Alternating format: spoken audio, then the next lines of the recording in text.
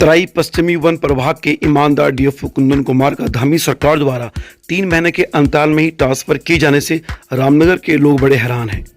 DFO Kundan Kumar के मातहत काम करने वाले कई कर्मचारी इस कदम से बड़े परेशान हो गए हैं और सीधे सीधे उन्होंने मोर्चा खोल लिया है अपने ईमानदार अधिकारी के समर्थन में कि उनके ट्रांसफर को रोका जाए। कर्मचारी संगठन के अध्यक्ष बीरेंद्र प्रसाद का मैंने इंटरव्यू लिया है।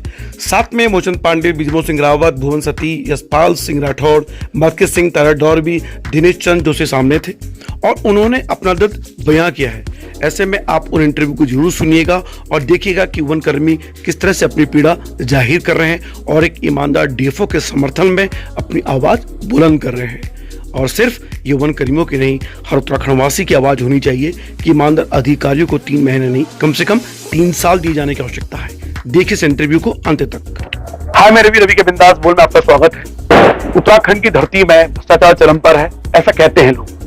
कितना है मुझे पता नहीं है, लेकिन रवि के बिंदास बोल ने कोशिश ये की है कि हर एक भ्रष्टाचार पर नजर रखी जाए और ईमानदार अधिकारियों के सहयोग किया जाए और पत्रकारिता के धर्म भी होता है। फिलहाल हमारे रामनगर के वन प्रभाग और तराई पश्चिमी वन प्रभाग के डीएफओ कुंदन कुमार जी का ट्रांसफर कर दिया गया 3 महीने के अंतराल में ही। मैं इससे पहले वो वीडियो बना चुका हूं और मुझे ये कहा गया था कि 18 जुलाई 2022 को उनका यहाँ ट्रांसफर होता है और 2 अगस्त 2022 यानी कि सिर्फ 24 दिनों के अंदर मेरे पास मैसेज आना शुरू होते हैं, 14 दिनों के अंदर, कि रवि भाई इन पर वीडियो बनाइए, उनका ट्रांसफर कभी भी हो सकता है। मैंने कहा जिस अधिकारी को 14 दिन नहीं हुए हैं उसका ट्रांसफर कैसे हो सकता है। लेकिन आज 3 महीने 3 दिन बाद यानी 21 अक्टूबर 2022 को उनका ट्रांसफर कर दिया जाता है। फिलहाल हमारे पास कुछ कर्मचारी हैं जो इसी विभाग से जुड़े हुए हैं और दैनिक जागरण में मैंने खबर पढ़ी कि वो उनके समर्थन में खड़े हो गए और उनके ट्रांसफर का विरोध कर रहे हैं।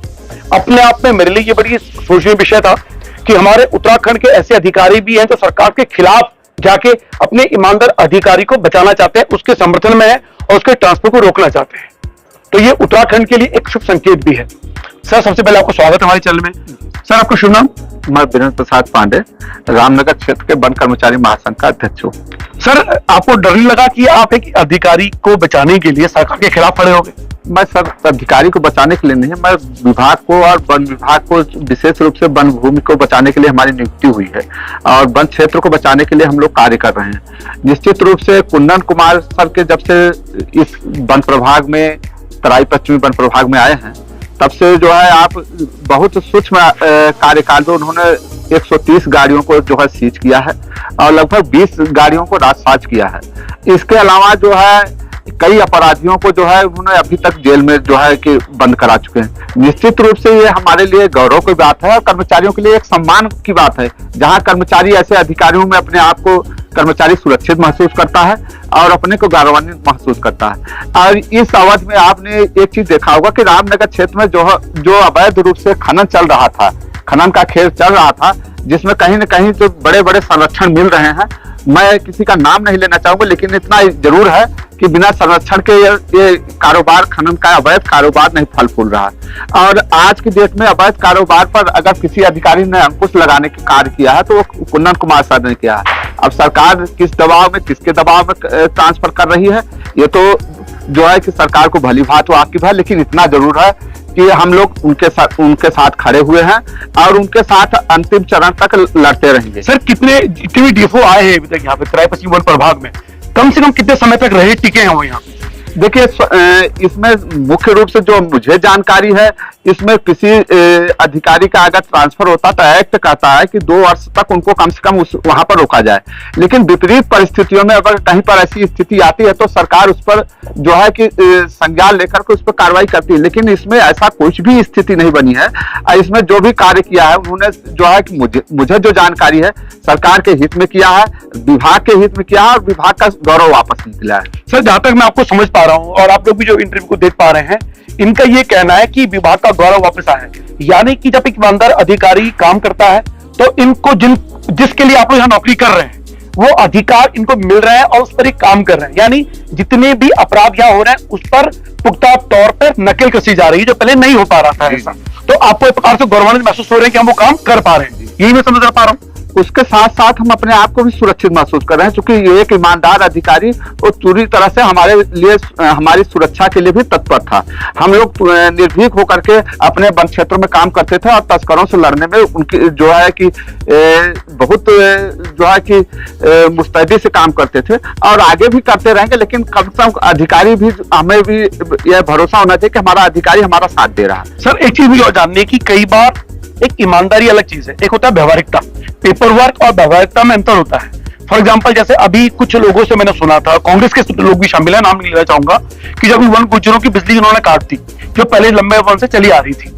हालांकि पेपर वर्क के हिसाब से बिल्कुल सही काम उन्होंने किया, लेकिन व्यवहारिकता के कारण लगा उन्होंने गलत कर दिया। तो ये अत्यधिक ईमानदारी उन पे बोझ तो नहीं बन गई? ये मेरा सवाल है, क्योंकि और लोग उनके इस मामले में विरोध में थे। देखिए, जो है वन गुजरों के कई चीजें हैं, शिकायतें आती हैं वन गुजरों का, जो है कि कई जगह से जो है कि इस तरह से, जैसे वन क्षेत्रों में आपने देखा होगा, अगर आप वहां पर जाएंगे लाइव देखेंगे तो कई वन गुजर जो है वन क्षेत्रों में खेती कर रहे हैं। और वन क्षेत्रों में अगर खेती की जाएगी तो निश्चित रूप से वन्य जीवों को कहीं ना कहीं उस पर जो है प्रभाव पड़ता है। अगर वन्य जीव उनके खेतों में आएंगे तो उनको मारेंगे या इस तरह से जो है कि उनके ऊपर, लेकिन ये रिजर्व फॉरेस्ट है और रिजर्व फॉरेस्ट में जो है गैर वानिकी पूरी तरह से निषिद्ध है।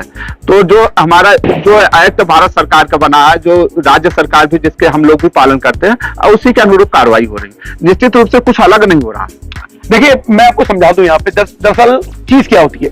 मान लीजिए कि कोई बाइक वाला गया, उस पर लाइसेंस नहीं है, कागज नहीं है और उस प्रदूषण का सर्टिफिकेट नहीं है, लेकिन उसके पास बिल्कुल पैसा नहीं है, तो कई बार पुलिस वाले क्या करते हैं कि उसको जाने देते हैं कि अच्छा कोई पहली गलती माफ कर देते हैं। तो इसको व्यवहारिकता कहा जाता है। लेकिन अगर वो ईमानदारी के रूप में उस पर कार्रवाई करे तो उसे ईमानदारी कहा जाएगा। तो ये व्यवहारिकता और ईमानदारी का जो फर्क है, वन गुज्जरों को बिजली काटेगी, क्योंकि कांग्रेस के लोग भी बड़े नाराज आए इस डीएफओ के मामले में। फिलहाल कई बार जो ये पेपर वर्क होते हैं, ये वास्तव में, क्योंकि डीएफओ को तो उसके अनुसार काम करना पड़ेगा, तो इन पेपर वर्क में लगता है कि कुछ खामियां हैं। ना ऐसा तो कुछ हमें नहीं अंतर आता। निश्चित रूप से जो है कई अधिकारियों की मंशा होती है कि जो है कि वो विभाग और सरकार के हित में काम करें, और उसी में जो है कि करते करते कहीं पर दिक्कतें आती हैं। निश्चित रूप से मुझे भी लगता है कि कहीं पर दिक्कतें आती हैं, लेकिन इसका मतलब ये नहीं कि हम जो है कि जो एक्ट बना है उसका उल्लंघन कर दें। अच्छा एक चीज और, आपकी जो लड़ाई है, क्या लगता है कि आप जीत पाएंगे, या इसको तब तक नहीं आप कर रहे सरकार को, कम से कम आप उनके जहन में, कान में बात डालने की कोशिश कर पाएंगे? देखिए, हम एक प्रयास कर रहे हैं। अब सरकार, ये तो जो है सरकार को सोचना है कि ऐसे अधिकारियों की जरूरत है कि नहीं है, ये तो सरकार को भी इस पर निर्णय लेना है। निश्चित रूप से मैं समझता हूँ ऐसे अधिकारियों की आज सख्त जरूरत है, सख्त आवश्यकता है, और ईमानदार अधिकारियों को साथ देना हम सबका नैतिक कर्तव्य भी है। सर अभी उनकी जगह पे, यानी कि तराई पश्चिमी वन प्रभाग के नए डीएफओ की घोषणा नहीं हुई है, तो क्या तब तक यहाँ पर वो काम करते रहेंगे? थोड़ा लोगों में बड़ा कंफ्यूजन है इस मसले पर। नहीं, जब तक तो नया अधिकारी नहीं आ जाता तब तक तो निश्चित रूप से काम करेंगे। अभी रामनगर वन प्रभाग का भी उनके पास अतिरिक्त चार्ज था, और विगत 3 महीने से वो रामनगर और तराई पश्चिमी वन प्रभाग दोनों वन प्रभागों का काम देख रहे हैं, और इस समय अतिरिक्त चार्ज तराई पश्चिमी वन प्रभाग का आ गया। जब तक नए अधिकारी नहीं आ जाते तब तक उनके पास यथावत कार्य बना रहेगा। तो क्या लगता है आपको कि जो सरकार ने की जो कार्रवाई की है, वास्तव में खनन माफियाओं का बहुत बड़ा योगदान इसमें रहा है, सप्तपुरुष नेताओं का बहुत बड़ा योगदान इसमें रहा है, या क्या मंशा रही है? इसमें कहीं न कहीं संदेश तो यही गया है, क्योंकि जिस तरह से उनके ऊपर नकेल कसी है, उससे यही लगता है कि कहीं न कहीं उनका जो है सरकार के ऊपर दबाव रहा है, जिससे कदम उठाया गया। क्या पहली बार इस तरह के जो आप लोग कर्मचारी हैं, पहली बार किसी डीएफओ के लिए पूरे उत्तराखंड में इस तरह का व्यवहार जो आप लोगों ने किया है, उसके समर्थन पे आवाज उठाई है, क्या इससे पहले भी हुआ है कहीं पूरे उत्तराखंड में, या पहली बार ही हो रहा है ऐसा? नहीं, इसके पहले भी हम लोगों ने जो है कि नेहा वर्मा के समय पर भी, मैडम के समय पर भी, जब यहाँ पर प्रभागी वनाधिकारी रामनगर में थे, तो हम लोगों ने जो है उनके साथ जो है कि चूंकि विषम परिस्थितियों में वो काम कर रही थी, और कई जगह होटल वगैरह की इस तरह से। नेहा वर्मा कितना टाइम रही है यहाँ? वो 2 वर्षों तक रही। देखिए, नेहा वर्मा का नाम जब यहाँ आता है तो ईमानदार अधिकारियों में औसत कार्रवाई के लिए जानी जाती है। नेहा वर्मा का नाम मैंने बड़ा सुना, दिल्ली में था। यानी एक ऐसी अधिकारी, और ये लोग जो है एक ईमानदारी का पर्याय है, तो उत्तराखंड के लिए शुभ संकेत तो है। तो सर मुझे क्या जिस तरह की कार्रवाई सरकार कर रही है, आप लोग नेहा वर्मा के साथ समर्थन में खड़े हुए, सरकार ने नहीं सुनी, अब वापस ये काम हो गया है, 3 महीने में कर दिया गया, तो ऐसा तो नहीं है कि आपकी जो कार्रवाई है, जो आंदोलन की, ये सिर्फ एक औपचारिकता बन के रह जाएगी, सरकार कहेगी तो अधिकारी कर्मचारी करते रहेंगे? ऐसा कड़ा संदेश कैसे दे पाएंगे आप? हम इसमें सरकार अपने संगठन की तरफ से सरकार के लिए पत्राचार कर रहे हैं। हमारे जो प्रांत स्तर के पदाधिकारी हैं उस पर भी हम उन लोगों को भी संदेश हम दे चुके हैं।